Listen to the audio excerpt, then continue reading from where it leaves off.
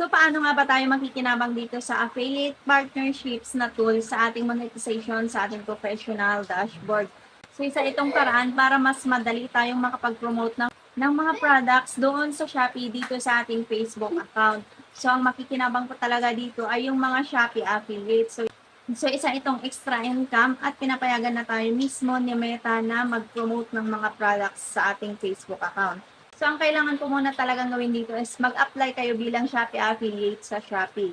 Pero doon na sa mga dati ng Shopee affiliate kagaya ko, ay ganito lang ang gawin mo para makapag-promote ka ng produkto na hindi mo na kailangan pumunta doon sa Shopee. Panoorin mo lamang ito. Dito sa inyong Facebook account, pindutin nyo lamang itong professional dashboard and then scroll up yung pumunta kayo dito sa monetization, dito sa affiliate partnerships, pindutin po natin yan. Then mag-select po kayo dito ng category or brands na gusto nyong i-promote. Scroll up nyo lang. Kailangan nakakonect na po yung Facebook account nyo dito sa Shopee. Ganyan po ang makikita nyo kapag nakakonect na po sa inyo. Naituro ko na po ito doon sa nauna kong tutorial video. Ayan, so mag-select lang po kayo dito ng mga brands or products na gusto nyong i-promote. Pero kung wala ka pong makita dito, pwede ka pong mag-search. Pindutin mo po itong search bar. I-search mo po dyan ang brands na gusto mong i-promote. Pero kung wala kang makita dito sa baba, ito i-swipe left mo lang siya. Pwede kang mag-select dito ng mga categories. For example, itong home and garden, pindutin mo lamang siya. At ayan, lalabas na po yung mga products dito. Mag-select ka na po dito ng product na gusto mong i-promote. Pero bago yan, makikita mo po dito sa baba ng pangalan ng product kung ilang percent ang magiging commission mo dito. Like for example, dito is 7%. Ngayon, para ma-promote po natin ito, pindutin lamang po natin yan.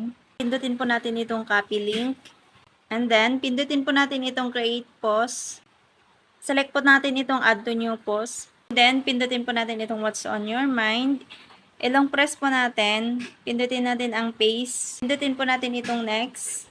And then, dito pindutin na po natin itong post para ma-post siya sa ating timeline o sa ating wall. So, i-check po natin. So, pumunta ka lang po dito sa timeline mo, i-scroll up mo. At ito na po yung share mong product na pinopromote mo. So, ito po ay mas madali ka na pong makapag-promote ng product dahil hindi mo na kailangan pumunta doon sa Shopee para mag-generate ng link. And then, kapag makita ito ng mga viewers mo, ng kung sino na makakita ng post mo, pipindutin lang nila itong post o pwede rin nilang pindutin itong mismong picture. Ayan, ganyan. At mapupunta po sila dito sa Shopee. Direkta dito sa product na promote mo. At kapag may bumili dyan, ay magkakaroon ka po ng commission. Yun lang, follow and share for more tips and tutorials.